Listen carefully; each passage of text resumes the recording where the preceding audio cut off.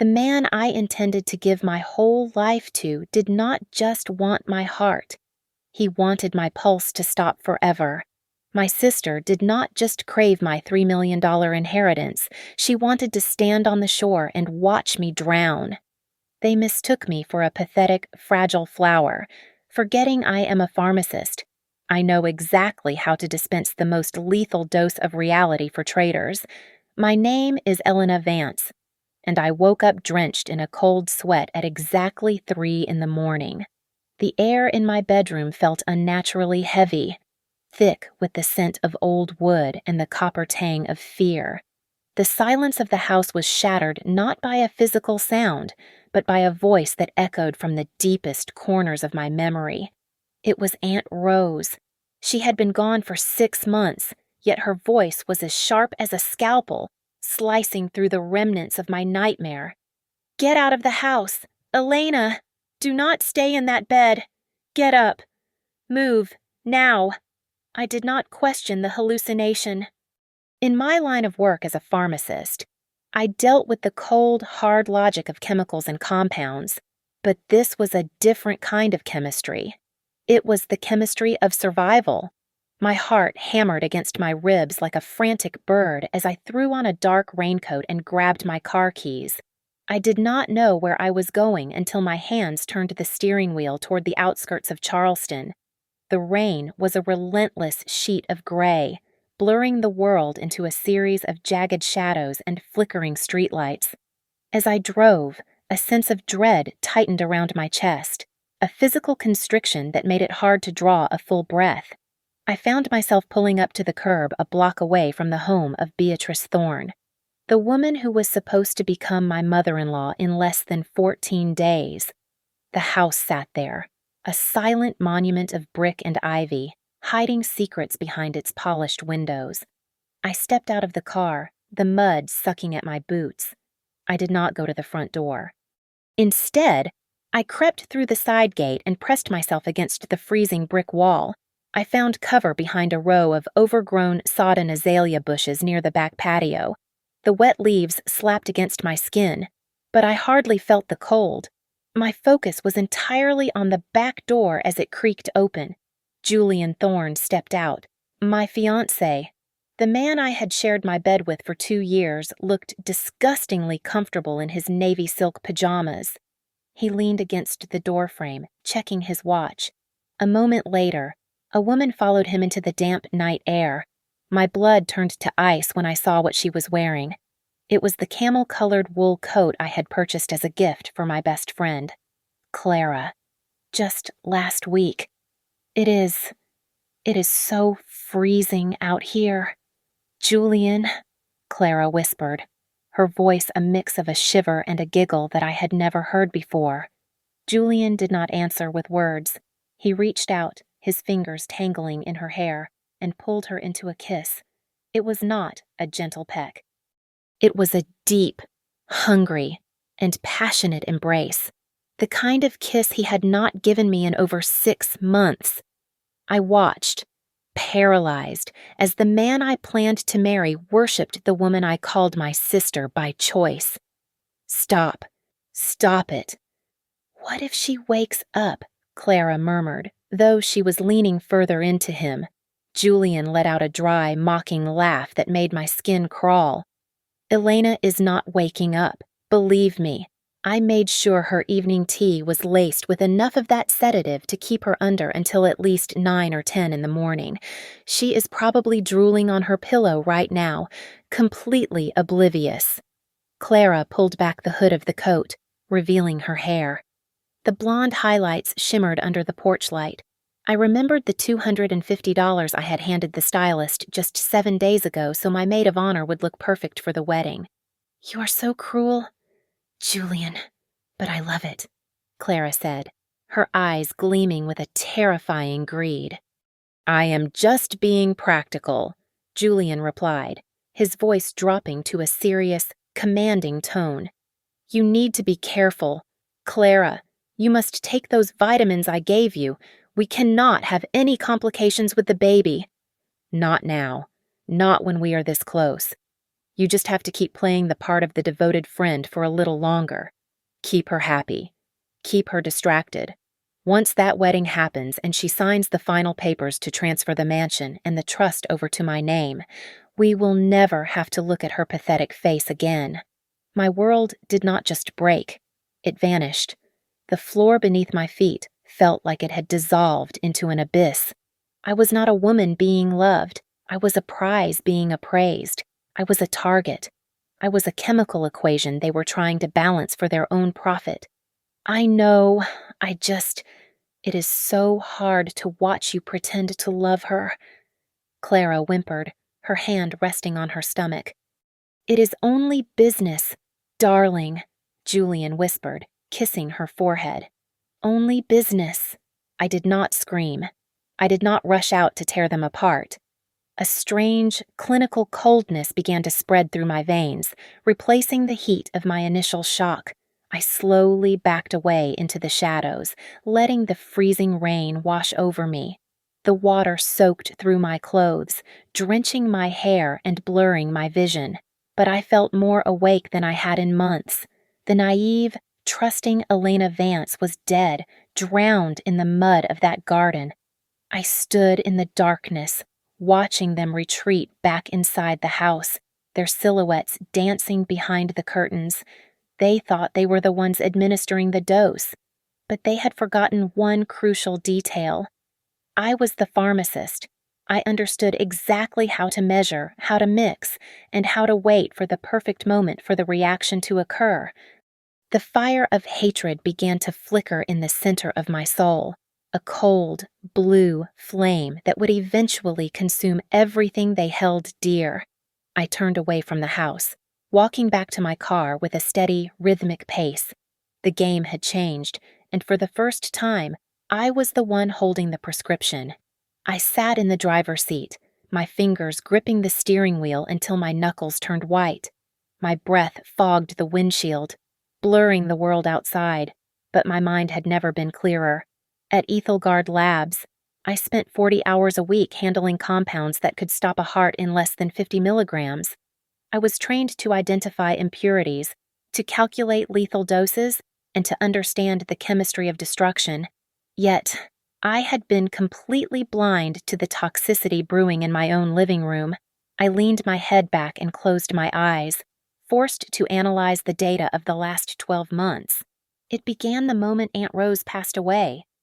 She left me her legacy, a historic Victorian mansion on the Battery valued at over $4 million. I was grieving, vulnerable, and a prime target for a predator. Julian Thorne appeared like a perfectly timed catalyst in a chemical reaction. He was charming, attentive, and seemingly wealthy. He played the role of the savior, catching me before I hit rock bottom. But now I realized he was just a bottom feeder with a mountain of debt and a hollow soul. Then there was Clara. We had been friends since we were 15 years old. When she lost her job, I was the one who paid her rent for 6 months. When she complained about her old car, I helped her with the down payment on a new one. I even pulled strings to get her an administrative position at the lab. I had fueled her life with my own success, only for her to use that energy to burn my world to the ground. How could I be so stupid, so incredibly blind? I whispered to the empty car. My voice was a jagged edge, catching in my throat. I had ignored the red flags. I remembered the way Julian's eyes would light up, not when I walked into a room, but when I mentioned the property taxes or the deed to the house. I remembered how he insisted on helping me with the legal paperwork, always hovering like a vulture over my desk. The most terrifying realization hit me like a physical blow. For the last 3 months, I had felt a persistent, heavy fatigue. I was forgetful, my thoughts often tangled in a thick, gray fog. Every morning at 7:30, Julian would hand me a glass of water and 2 green capsules. Take your vitamins. Honey, you look so tired. You need your strength for the wedding, he would say, his voice dripping with a fake, honeyed concern. I was a pharmacist. I knew the bioavailability of sedatives. I knew the exact window of time it took for a benzodiazepine to dull the senses without knocking a person completely unconscious.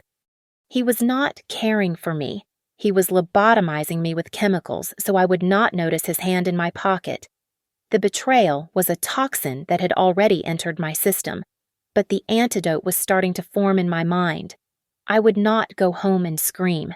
I would not give them the satisfaction of seeing me break. If they wanted to treat my life like a clinical trial, then I would give them a result they never expected. I needed hard evidence, something that would hold up in a court of law and in the court of public opinion. I waited in the dark for another 20 minutes until I saw Julian's silver sedan pull out of the driveway and head toward the interstate. My heart was a cold, steady beat now. I stepped back out into the rain and made my way to the back of Beatrice's property. I went straight for the large trash bins tucked behind the garage. I did not care about the filth or the smell. I was looking for the truth. I ripped open a heavy black bag and began to sift through the remains of their celebration. My hand brushed against something plastic and small.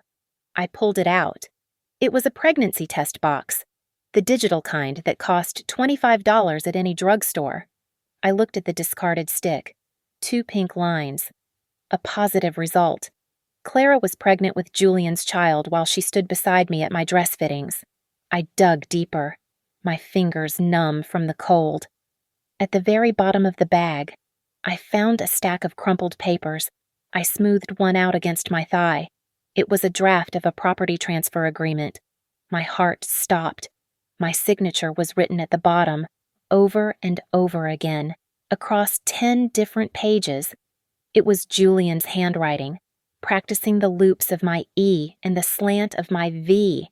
He had practiced my name hundreds of times, perfecting the forgery that would rob me of my inheritance.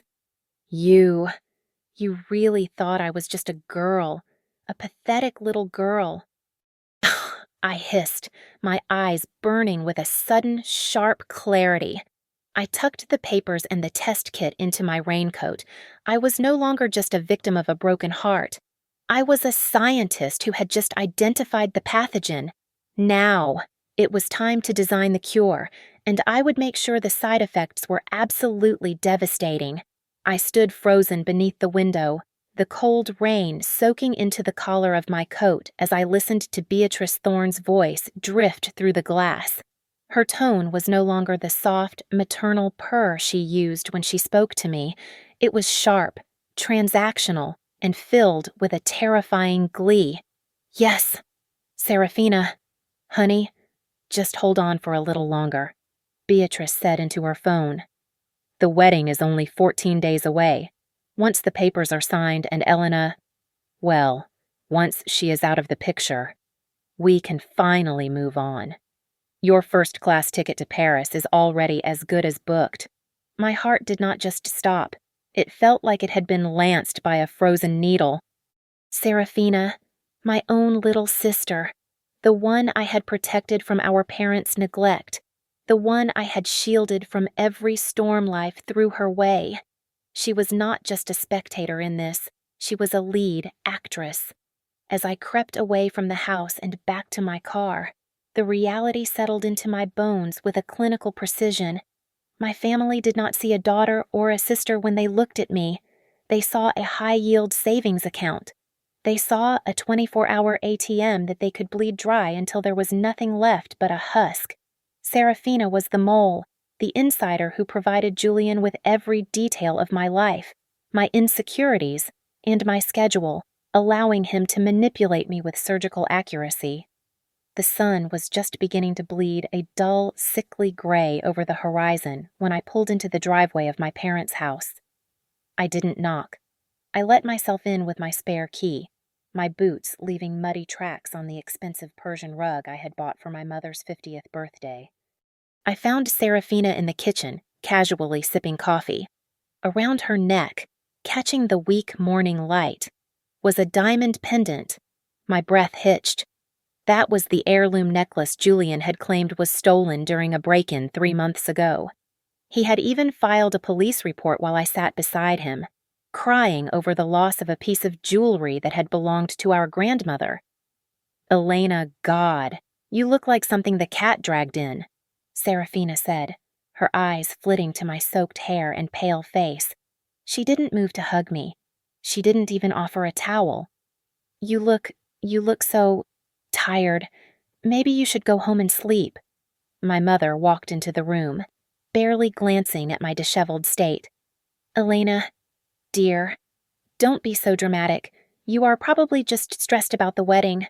You really need to just go through with it so Julian can take over the family finances. Your father and I are counting on his expertise to handle the bills. The bills? I repeated, my voice sounding like a stranger's. Is that all I am to you, a solution to your debt? Don't be selfish, my mother snapped, adjusting her silk robe. Julian is a godsend. He is willing to take the burden of the mansion and the trust off your shoulders. You have always been so fragile, so incapable of handling real pressure. Serafina let out a mocking little laugh, leaning against the counter. Honestly, Elena, you are so senile, so confused lately. You can barely remember where you put your keys. You are lucky Julian wants you at all. I have a new boyfriend, someone actually successful and wealthy, and he would never put up with someone as pathetic as you. A sickening wave of realization washed over me. Her new boyfriend was Julian. They were flaunting their betrayal right in front of my face, hidden behind the thin veil of my supposed mental decline. They weren't just taking my money, they were feasting on the remains of my sanity. The toxicity of my bloodline was a hereditary disease, one that had finally reached its terminal stage. I felt a cold, hard resolve settle in my stomach. If they wanted a show, I would give them a masterpiece. You are right, I said, forced a trembling smile onto my face as I looked at Serafina. I have been so stressed. I am sorry for being a bother. And Serafina, about that Paris trip you wanted for your graduation. I will pay for the whole thing. First class, 5-star hotels, everything. I will transfer the funds the day after the wedding as a thank you for being my bridesmaid. Serafina's eyes lit up with a hunger that turned my stomach. Really? Oh, Elena, that is so sweet of you. I knew you would come around. I nodded, my mind already calculating the next move. I just want us all to be happy. I will see you at the rehearsal. I walked out of that house, leaving the warmth of the kitchen for the biting air of the morning. I felt completely alone, stripped of every illusion of love and family I had ever held. But as I sat in my car, I realized that for the first time in my life, I was truly free. The weight of their expectations was gone, replaced by a singular burning purpose. I picked up my phone and dialed a number I had kept saved in my private vault for years. It belonged to Silas, a retired private investigator who had been my Aunt Rose's closest friend, and some whispered, her only true love. He was a man who knew how to find the rot hidden beneath the floorboards of high society. Silas, it is Elena Vance, I said, my voice finally breaking as the first tear of pure rage escaped. I need your help. I am surrounded by predators, and I need to know exactly how to skin them. Silas sat across from me in a corner booth of a dive bar where the shadows were long and the air smelled of stale beer. He did not say a word as he slid a thick manila folder across the scarred wooden table. I opened it, and the face staring back at me was Julian, but the name printed in bold letters underneath was Nate Sterling. He is a ghost, Elena, Silas said, his voice a low, gravelly rasp. He has been wanted for grand larceny and identity theft in 3 different states for the last 5 years. He is a professional. I flipped the page and felt the oxygen leave my lungs. There was a photo of a beautiful woman laughing on a beach. That was Sarah, his first wife, Silas whispered, leaning in closer. She died in Arizona 4 years ago, a fall from a canyon ledge during a hiking trip. It was ruled an accident. But she had signed a $500,000 life insurance policy just 14 days before she went over that edge. Nate, or Julian, collected every penny and vanished. He is going to kill me, I stammered, the words catching in my throat like jagged glass. The honeymoon, Elena. He has already booked a private villa near the cliffs of Moher in Ireland. It is isolated. It is perfect for an accident. He does not just want the house. He wants the payout from your death. I reached into my bag and pulled out a small glass vial containing the green capsules Julian forced me to take every morning. I need you to test these, Silas. I need to know exactly what he is putting in my body. The lab results came back 48 hours later. I sat in my car, reading the chemical analysis with the clinical detachment of a scientist. The capsules were a cocktail of low-dose arsenic trioxide and a potent psychotropic sedative. The arsenic was meant to mimic a slow, natural decline in health, while the sedative kept my mind in a permanent state of fog, making me pliable and easy to lead toward my own grave. The bastard! He is seasoning me for the slaughter, I murmured, my voice trembling with a terrifying blend of fear and fury. I did not confront him. Instead, I went to the lab at Ethelgard and spent 4 hours compounding an identical set of capsules. I filled them with high-potency B-complex vitamins and a mild stimulant. Every morning after that, when Julian handed me the medicine with that sickeningly sweet smile, I practiced a sleight of hand I had perfected in college. I palmed the poison and swallowed the vitamin, continuing to play the role of the doting, dizzy fiancé while the fog in my mind finally began to lift. I spent $1,000 on state-of-the-art pinhole cameras. I spent an entire afternoon while Julian was at work, hiding them in the silk flower arrangements in the foyer, behind the crown molding in the dining room, and even in the smoke detector directly above our bed. That night, I sat in my car 3 blocks away, watching the live feed on my tablet. The sight made my stomach heave. Julian and Clara were lying on my expensive Egyptian cotton sheets, laughing as they passed a bottle of my favorite wine back and forth. How much? How much do you think the total will be? Julian, Clara asked, her voice high and breathless with greed. Between the mansion, the trust fund, and the double indemnity life insurance policy, we are looking at least $5 million, Julian replied, kissing her neck with a passion he had never shown me. We just have to keep the little mouse quiet for another 10 days. Then she takes her walk on the cliffs, and we are set for life. Clara giggled, resting her hand on her stomach. I want the blue house in the Maldives, the one with the private dock. A cold, crystalline rage settled in the center of my chest. They weren't just planning a murder, they were shopping with my blood. My fear evaporated, replaced by a plan so lethal it would make Julian's arsenic look like candy. The next evening, I sat Julian down for dinner. I made sure my hand shook as I reached for my glass, playing the part of the dying swan to perfection.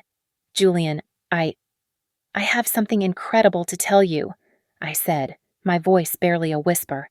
He leaned in, his eyes burning with a dark, predatory hunger. What is it? My love. I received a letter from my late aunt's private attorney today. It turns out there was a secondary trust, an offshore account she kept hidden from the main estate. I paused, watching his pupils dilate as the bait took hold. It is $3 million. But the conditions are strict. The bank will only release the funds to me and my legal husband, 30 days after a valid marriage certificate is filed. Julian's breath hitched. I could practically see the gears in his head grinding as he recalculated his timeline. The greed in the room was so thick it was suffocating. 3 million. Elena, that is life-changing. He stammered, his voice thick with a new, frantic level of excitement. I know. We will be so happy. Julian, I whispered, leaning across the table to touch his hand. As he smiled at me, I felt a surge of pure, icy satisfaction. I had just given them a reason to keep me alive for the wedding, and in doing so, I had ensured they would stay exactly where I needed them to be for the final act. I was no longer the prey. I was the one holding the needle, and I was about to inject a lethal dose of reality into their pathetic lives. Julian's transformation was immediate and nauseating. The prospect of $3 million acted like a chemical stimulant on his greed, turning his usual calculated charm into a frantic, sycophantic display of affection. He suddenly could not do enough for me. He brought me breakfast in bed at 8 in the morning, his eyes glittering with a predatory hunger that he tried to mask as devotion. "Elena, my darling, I want everything to be perfect for us," he whispered, stroking my hair with fingers that I now knew were stained with the memory of a dead wife. "I was thinking we should formalize our commitment to our shared future, especially with the new trust fund from your aunt. It would protect us. Protect our legacy." I forced a faint, dizzy smile, leaning into his touch while my skin crawled. "I agree. Julian, that is why I had my attorney draft this joint asset commitment. It is just a formality, a way to ensure we are both focused on the financial legacy of this marriage." He signed the document without a second glance, his hand shaking with a mixture of adrenaline and avarice. He did not realize that the legalese buried in the third paragraph was a masterpiece of hidden intent. By signing, he was acknowledging in writing that his primary motivation for the union was the acquisition of specific funds, a confession that would strip him of any legal standing in a future criminal probe. He thought he was signing a check. He was actually signing a warrant. But a legal trap was only the beginning. I wanted to see the rot inside their union manifest physically. Using a burner phone, I sent a series of high-resolution still images from my hidden cameras to Serafina. They were clear, undeniable shots of Julian and Clara in my bed, their betrayal captured in the very room where I was supposed to feel safe. Serafina's reaction was exactly what my analysis predicted. She did not come to me out of sisterly love or concern. She was incandescent with rage because she wanted Julian's perceived wealth for herself. She saw Clara as a competitor for the prize, and the alliance of vipers began to eat its own tail. I watched them through the hidden monitors in my study, a silent spectator to the disintegration of their loyalty. How could you, Julian?" Serafina screamed in the living room, her voice cracking with a mixture of betrayal and envy. "You promised me. You said Clara was just a means to an end. You told me I was the one you really wanted to take to Paris." Clara stepped forward, her face pale but her eyes sharp with malice. "Shut up, you stupid little girl. You are going to ruin everything, Julian. Tell her to get out. She is a liability. She wants a bigger cut of the $3 million. She is going to blow our cover." Julian looked like a cornered animal. He was trapped between the woman carrying his child and the sister who knew all his secrets, all while trying to keep me convinced of his love. The mask of the charming gentleman was slipping, revealing the jagged, violent edges of Nate Sterling. Everyone just, "Shut the hell up." Julian roared, his face turning a sickly shade of purple as he grabbed Serafina by the arm. "Serafina, if you say one more word about Paris, if you even think about talking to Elena, I will make sure you never leave this city alive. Do you understand me?" When Serafina tried to lung at Clara, Julian's restraint snapped completely. I watched on the screen as he swung his hand, the sound of the slap echoing through the high-ceilinged room like a gunshot. Serafina fell against the mahogany table, her lip bleeding. You hit me. Julian, you monster!" She sobbed, clutching her face in shock. "I will do more than hit you if you cost me that $3 million, Julian hissed, leaning over her until his face was inches from hers. "Now, get out, and do not come back until the rehearsal dinner. One more mistake, and I will bury you in the garden." I saved the recording, ensuring the audio and video were backed up to a secure cloud server. It was the sound of a predator losing his grip on his own cage. I spent the rest of the evening in the basement, where I kept my private compounding equipment. I was not mixing arsenic or sedatives this time. I was preparing gifts. I carefully wrapped a series of boxes in expensive silver paper, each one containing a fragment of the truth that would shatter their lives in front of every influential person in Charleston. I walked upstairs and stood before the full-length mirror in the foyer.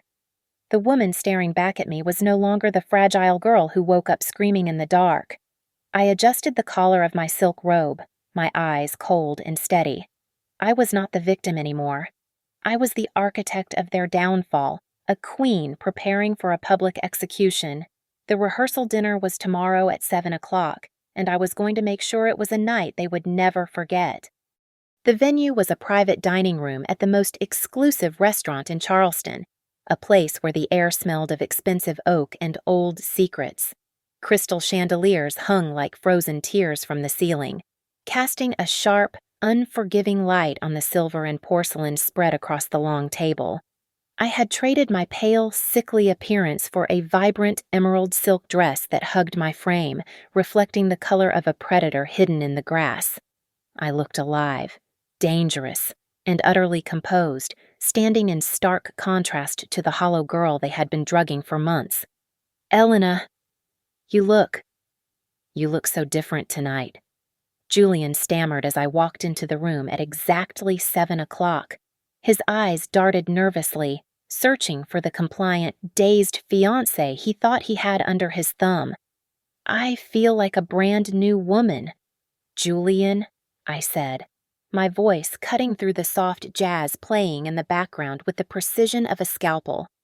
I turned to Beatrice Thorne, who was draped in fake pearls and a smug, maternal grin that didn't reach her eyes. "Beatrice, I found a little something for you while I was going through some vintage archives. A memento to celebrate our new family bond." I handed her a heavy silver frame. As she looked at the paper inside, her face turned the color of ash. It was a grainy wanted poster from 1994, listing her as a person of interest in a bank fraud case in Georgia. What is this, Elena?" she whispered, her hands shaking so violently the glass rattled. "Oh, just a memory from the past," I said, leaning in and lowering my voice so only she could hear. "I thought it would look lovely on your nightstand. Don't you agree?" Beatrice shoved the frame into her oversized handbag, her eyes wide with a terror she could not hide. I did not wait for her to recover. I turned toward Clara, who was already looking sick with anxiety, her hand instinctively resting on her stomach. "And for the maid of honor," I said, pulling a small box wrapped in blue silk from my purse. "A little something for the new arrival." Clara opened it. A pair of tiny blue baby shoes sat nestled in white tissue paper. My handwritten note lay on top, "For Julian's baby. I hope he does not inherit his mother's betrayal genes." The sound of glass shattering filled the silent room. Clara had dropped her wine, the dark red liquid splashing across her white lace dress like a fresh wound. "Elena, what are you saying?" Clara gasped, her hand flying to her throat as she struggled to draw breath. "Clara, honey, you look like you have seen a ghost," I said, maintaining a razor-sharp smile. Julian stepped forward, trying to steady his voice, but the tremor in his hands betrayed him. "Elena, this is just a misunderstanding. We should talk in private." "Not yet, darling," I said, handing him the final gift. I could not forget the groom. It was a high-end diver's watch, heavy and silver. I saw the moment his eyes landed on the engraving on the back. It was the exact date his first wife died in that canyon in Arizona. "It is a rugged piece," I said, my voice cold as a morgue. "Perfect for high-altitude trips Or perhaps a walk along the cliffs, like the one you had in Arizona. Remember, Julian. Julian nearly dropped the watch. He looked at me, and for the first time, he saw the pharmacist who knew exactly how to dismantle his life piece by piece. He was no longer looking at a victim. He was looking at his own destruction. Serafina, ever the narcissist, tried to regain control by touching the diamond necklace around her neck. Well, regardless of your strange behavior, Elena, at least some of us still have taste. This necklace is far more beautiful than anything you are wearing. I looked at my little sister with a pity that burned deeper than anger. Keep it, Serafina. It is the final piece of evidence of our sisterhood. Treasure it, because it is the last thing you will ever get from me.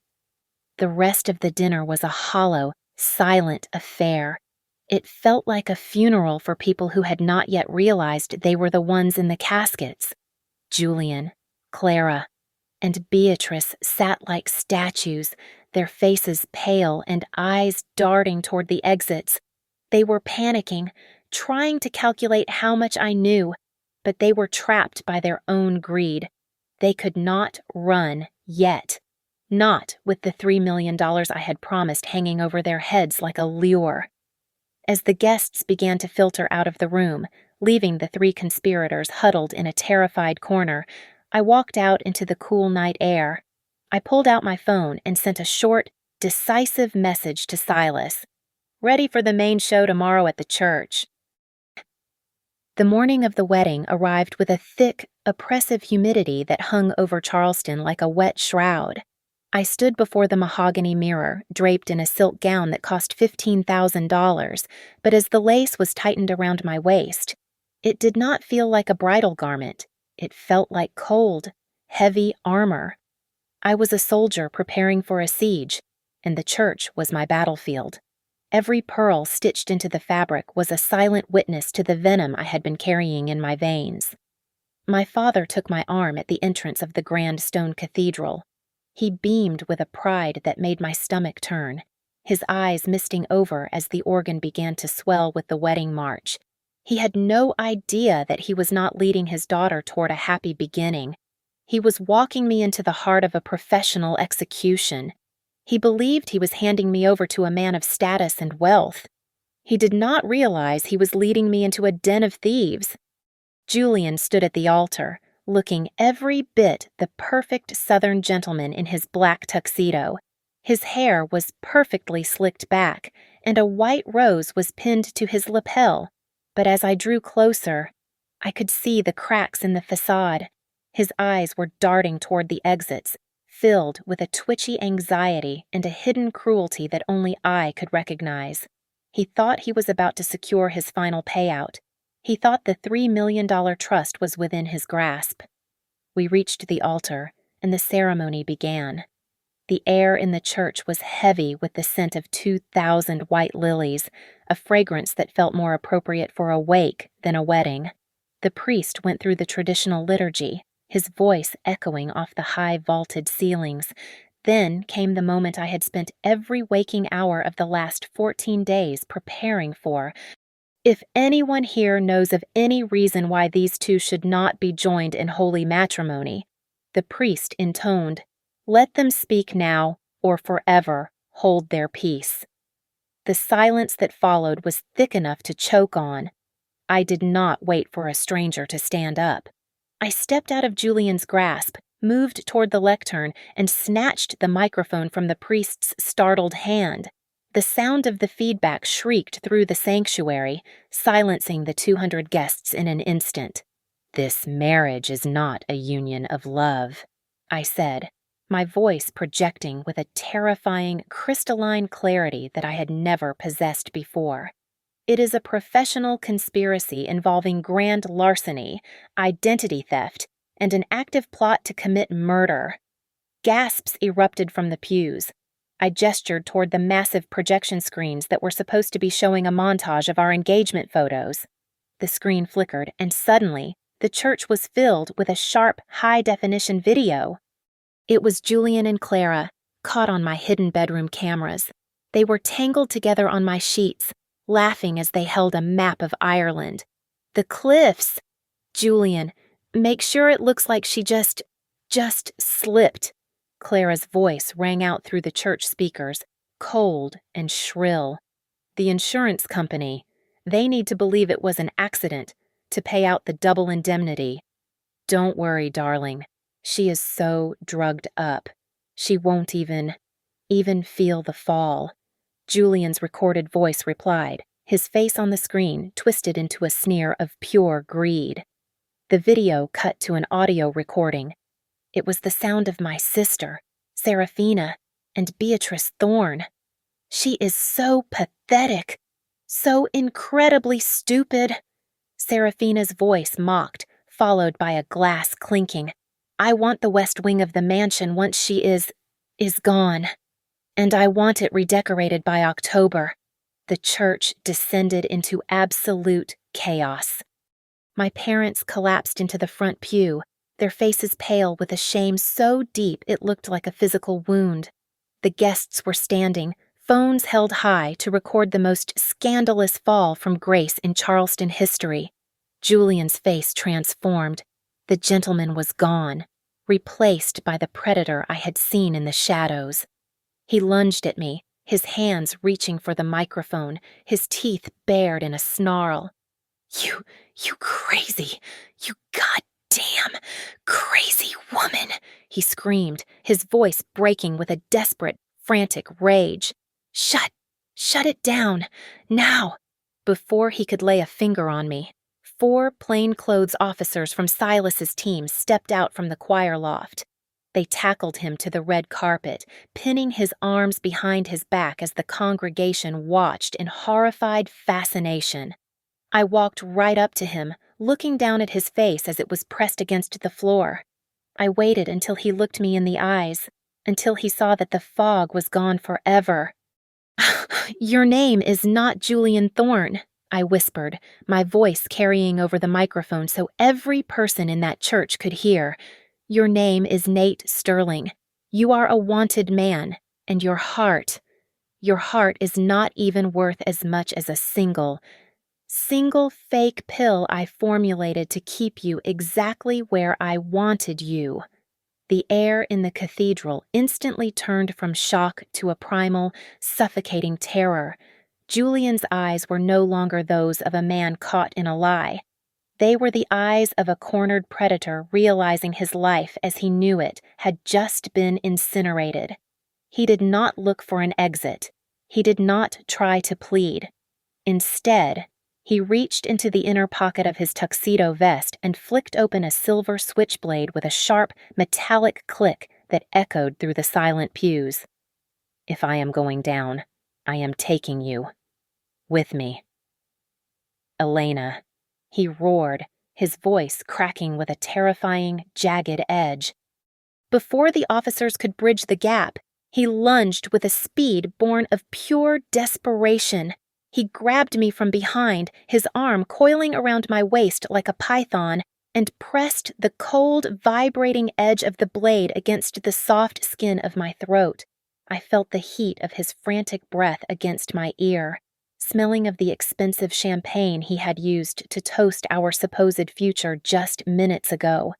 A chorus of screams erupted from the guests, a wave of panic that sent people scrambling over mahogany pews. Silas was the first to react, his hand blurring as he drew his service weapon from beneath his jacket. But he froze, the barrel of the gun shaking slightly as he realized Julian was using me as a human shield, dragging me backward toward the heavy oak side door of the vestry. Back! Back the hell off! Julian screamed at the officers, the blade digging deeper into my neck. I could feel a tiny, hot trickle of blood beginning to slide down toward the lace of my bodice. Give me a clear path to the car, or I will open her up, right here on the altar. I swear to God I will. Julian, let her go. It is over, Silas called out, his voice a steady, low rumble, though his eyes were wide with a frantic fear for my life. For a second, the world slowed down. My heart was pounding at 140 beats a minute, but my mind remained strangely clinical, as if I were back at the lab analyzing a volatile reaction. I felt the weight of my Aunt Rose's legacy in my mind. She had been the one who insisted I take those self-defense classes during my junior year of college, calling it the most important prescription a woman could ever fill. "I have nothing left. Elena, nothing," Julian hissed in my ear, his hand trembling with a murderous intent. I did not let the fear paralyze me. I took a sharp, shallow breath and shifted my weight. I was wearing 4-inch stilettos, the heels as thin and sharp as ice picks. I didn't think. I acted on pure, stored muscle memory. I lifted my right leg and slammed my heel down with every ounce of my rage onto the bridge of Julian's foot. I felt the delicate bones of his metatarsals crunch beneath the pressure.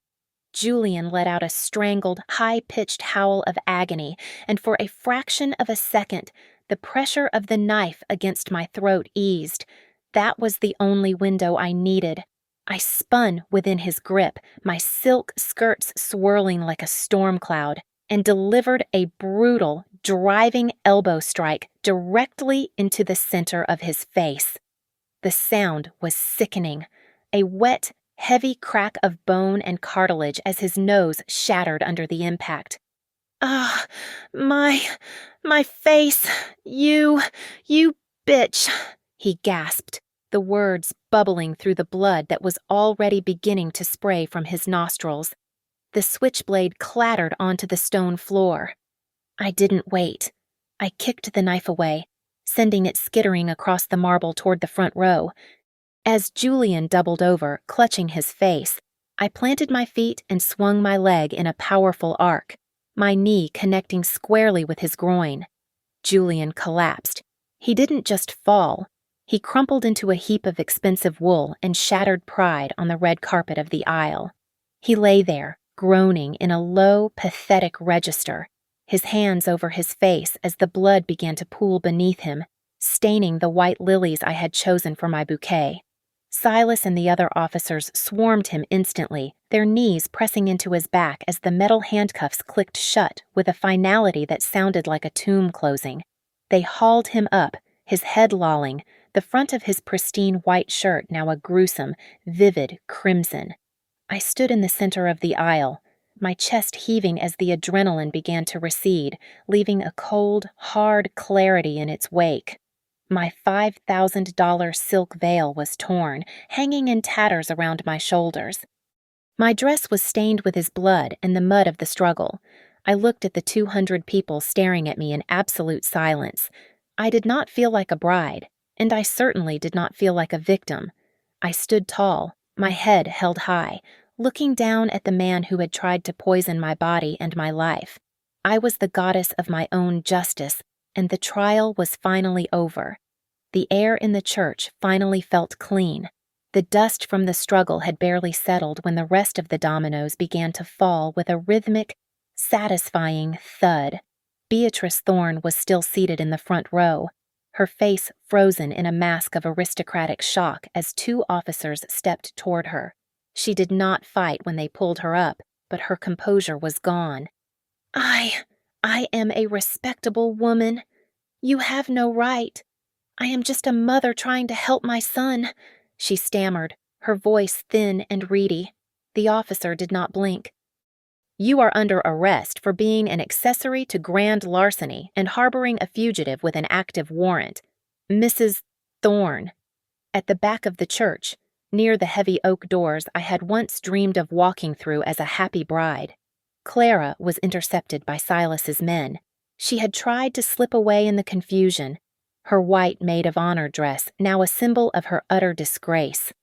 When the cold metal touched her wrists, she began to wail, a high-pitched, desperate sound that echoed off the stone walls. Elena, please, look at me," she screamed, her eyes searching for mine through the crowd. "I was forced. He made me do it. Please, think about the baby. It is an innocent child. You cannot let me go to prison." I stood by the altar and watched her. I did not move. I did not speak. I simply met her gaze with an icy, unwavering silence that seemed to strip away her last layer of lies. There was no mercy left in me to dispense. I had used it all up on people who never deserved it. Serafina was the next to be led away. She wasn't crying, she was snarling. Her face twisted with a bitter, ugly rage. The diamond necklace Julian had claimed was stolen was now bagged as evidence in an officer's hand. She was being charged with theft and conspiracy to commit fraud regarding the $3 million trust. "You think you are so much better than us," she hissed as they passed me. You were always the favorite. You had everything. I just wanted what was mine." I did not even blink. "You had a sister, Serafina. Now you have a cell." My parents finally reached me, their faces wet with tears that I knew were shed for their own social standing rather than my safety. My mother reached out to touch my arm, her hand trembling. "Elena. Oh, my sweet girl. We had no idea. We were so fooled by him," she sobbed, her voice a practiced melody of victimhood. "We are so sorry. Please. Tell the police we were tricked too. We have so many debts, and Serafina's credit cards. We need you, honey." I stepped back, the movement as sharp and final as a closing door. I looked at them, truly looked at them, and realized I did not recognize the people standing before me. "You were not fooled," I said, my voice as flat as a heart rate monitor after the pulse stops. "You were hungry. You were so greedy for Julian's supposed wealth that you were willing to ignore the fact that your daughter was fading away right in front of your eyes. From this moment on, I am cutting off the monthly allowance. I am closing the accounts. You can find a way to pay for Serafina's debts and your own lifestyles without my money. Elena, you cannot leave us with nothing," my father whispered, his face turning a sickly gray. "Watch me," I replied. I walked away from them and handed a sealed folder to the lead prosecutor. It contained the chemical analysis of the arsenic and the sedatives, along with the logbook of every dose Julian had forced me to take. This wasn't just a fraud case anymore. It was an attempted murder charge that would ensure Nate Sterling never saw the sun as a free man again. By 2 o'clock that afternoon, I had instructed my lawyer to cancel every deposit for the wedding, the $10,000 for the catering, the $5,000 for the flowers, and every single gift was redirected to a local foundation for women escaping domestic abuse. I contacted a real estate agent and listed the Battery Mansion for sale within the hour. I did not want the ghosts. I moved every cent of my inheritance into a secure international bank, a place where my family's grasping hands could never reach. As I stood on the sidewalk outside the precinct, I saw Julian being led into the back of a transport van. He caught my eye through the reinforced glass. The hatred in his gaze was a physical weight, a dark, poisonous promise of revenge. I did not flinch. I slowly raised my hand and gave him a small, polite wave, a final goodbye to the greatest performance of my life. The van doors slammed shut, and he was gone. I reached up and unpinned the torn, blood-stained lace of my bridal veil. I let the wind catch it, watching it tumble into a nearby trash bin. I stood there in my ruined silk dress, under the heavy Charleston sky, and took a deep, lung-filling breath. For the first time in 2 years, the air did not taste like chemicals or fear. It tasted like freedom. 6 months have passed since the day that church turned into a crime scene. I stood in the back of the courtroom as the judge read the final verdict, my hands steady and my mind clear. Nate Sterling, the man I once knew as Julian, was sentenced to 25 years in a maximum security facility without the possibility of parole for a laundry list of crimes ranging from identity theft to attempted murder. His face was gaunt, and his skin looked gray under the harsh fluorescent lights of the court. Beatrice and Clara did not escape their fates either. receiving sentences that reflected their roles in the conspiracy. Clara gave birth to a boy in the infirmary of a state prison 3 weeks ago. The state took the child immediately, placing him with a loving family far away from the toxic reach of his parents. It was the only mercy that child would ever receive, a chance to grow up without the poison of their greed. Back in Charleston, the name Vance had become synonymous with a scandal that the old families would talk about for decades. Serafina, the sister who once thought she was entitled to everything I worked for, was now living a reality she never imagined.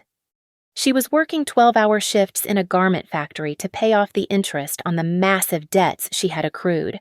Her face was plastered across social media as a cautionary tale of betrayal, and the public shame was so intense that she rarely dared to show her face in the city. As for me, I left the humidity and the ghosts of South Carolina behind. I moved 3,000 miles away to Seattle, where the air was brisk and the rain felt like a constant, gentle cleansing. I opened a small compounding pharmacy named Rose's Legacy. It was a tribute to the only woman who ever truly loved me, and it became a place where I could use my skills to actually heal people. I was finishing a batch of custom medication at 6 in the evening when my phone buzzed on the counter. It was a number I had blocked, but the voicemail came through. It was my mother, her voice thin and desperate. "Elena, please. Your father is in the hospital. The bills are over $10,000. And we have nothing left. Please, you are our only hope. We are your family." I listened to the message once, my expression as cold as the glass vials on my shelves. I did not feel a flicker of guilt. The lesson of independence had been carved into my soul with a blade, and I had learned that blood does not make a family, loyalty does. I deleted the message and turned off the phone. I was no longer a source of revenue for people who would have watched me die for a trust fund. In my spare time, I joined a national toxicology research group. I used my knowledge of compounds and reactions to help identify new types of chemical domestic abuse, helping victims who were being slowly poisoned by the people they trusted. Just as I had been. One Saturday, I sat on a piece of driftwood at Alki Beach, watching the gray waves of the Puget Sound crash against the pebbles.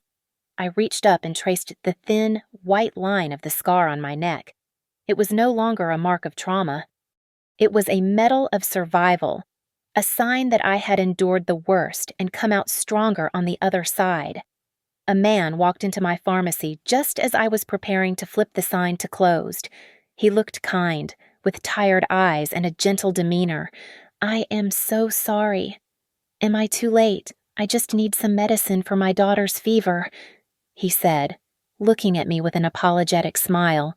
I looked at him, and for the first time in a long time, I did not see a hidden agenda. I saw a father who cared. I felt a genuine smile spread across my face, one that was no longer guarded by a wall of suspicion. "I can help you with that," I said.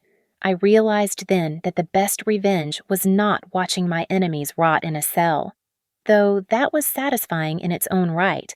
The best revenge was living a life so brilliant and so full of purpose that their existence became nothing more than a footnote in my history.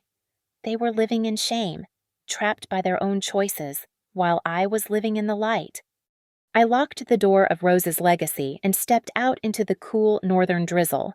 I walked down the sidewalk with a confident stride, my head held high. The past was gone, and I was finally the woman I was always meant to be. Thank you so much for listening to this story. I would love to hear from you, so please leave a comment below telling me where in the world you are listening from and share your thoughts on this journey. Please subscribe to the Lily Revenge Stories channel, like this video, and support us further by clicking the hype button so this story can be heard by even more people around the world.